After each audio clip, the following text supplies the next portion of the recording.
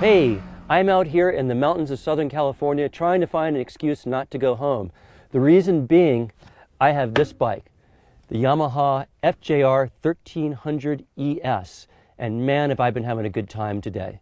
For 2014, after last year's big makeover, there weren't many major changes with one huge exception, and that is what the ES stands for, which is electronic suspension.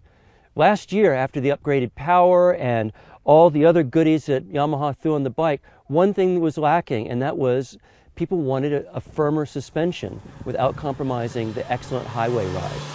So this year, Yamaha has released it with the electronic suspension, which allows you to go through a bunch of variations of how you want the bike to behave.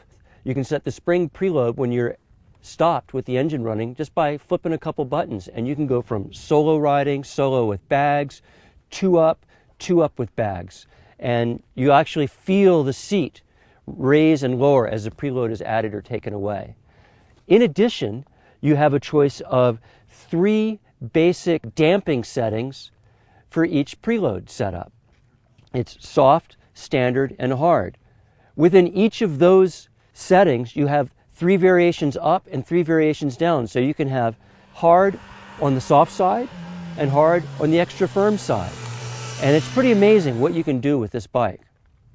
For example, on our way to the mountains here today, we had an extended freeway haul, and you know what a pain in the neck that can be with the expansion joints and ripples in the pavement.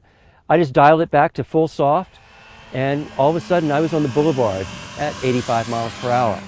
But it was really comfortable, and I thought, you know, this could be the bike that I could just point east and call my family in a couple of days and say, oops, I made a wrong turn. So as the roads got more windy, I just kept dialing up the firmness to keep the bike handling the way I wanted it to. Add that in to the already big improvements from the 2013 model, and the FJR1300ES really is a more complete motorcycle. You owe it to yourself to take a test ride on this bike.